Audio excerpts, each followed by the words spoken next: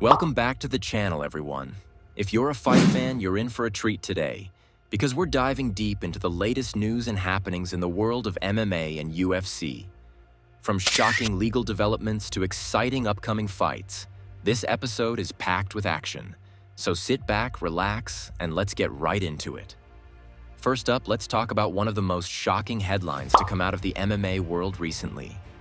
Conor McGregor, the former UFC lightweight and featherweight champion, has found himself in some serious legal trouble. McGregor has been charged with rape following an investigation that began earlier this year. The details surrounding the case are still emerging, but reports indicate that McGregor is accused of sexual assault in the south of France. The incident allegedly took place in the summer of 2023, and it has sent shockwaves throughout the MMA community. Now McGregor has denied all allegations, but this isn't the first time he's found himself in legal hot water. We've seen the Irishman involved in numerous controversies over the years, both inside and outside of the cage.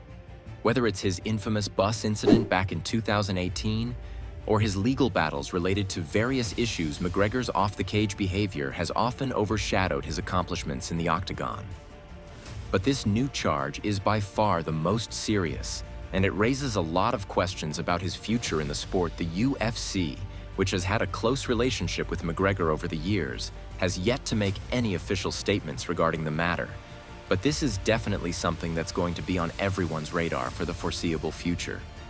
Shifting gears now to a different fight that went down outside of the UFC, but it definitely caught the attention of MMA fans worldwide. I'm talking about the recent boxing match between MMA veteran Yoel Romero and Dwayne Crespo.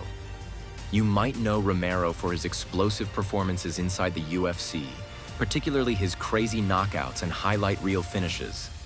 In this fight, Romero took on Dwayne Crespo in the first round. The match, part of the Dirty Boxing series, was an exciting clash, but Romero showed his power and skill, knocking out Crespo in the opening round. This win showcased Romero's continued athleticism and toughness in the boxing ring, and it's a big moment for him as he continues to take on challenges in the combat sports world. Now let's talk about one of the most anticipated events in the UFC calendar, UFC 310. This card is going to be stacked, and there are some incredible matchups on the horizon. However, there has been a significant change in the main event. Originally, fans were set to see Shavkat Rakhmonov face off against Belal Muhammad in a highly anticipated welterweight showdown. Both of these fighters are on fire right now. Shavkat has been dominating with his lethal combination of striking and grappling, and Belal has been steadily rising through the ranks, proving himself to be one of the most well-rounded fighters in the division. Unfortunately, Belal Muhammad had to withdraw from the fight due to a toe injury, which means Shavkat will now face a different opponent. The good news is that Shavkat's new opponent has been confirmed. It's Ian Machado Gary. Gary, the undefeated Irish prospect, has been impressing fans with his sharp technique and versatility in the Octagon. This is definitely a fight to look forward to. And while it's unfortunate that the original matchup won't happen, Shavkat versus Gary is a matchup that promises fireworks. Speaking of UFC 310, there are other fights on the card that are certainly worth talking about.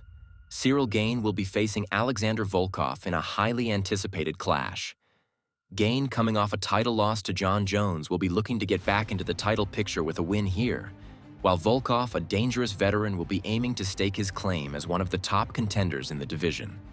This is going to be a thrilling fight between two of the most talented fighters in the UFC.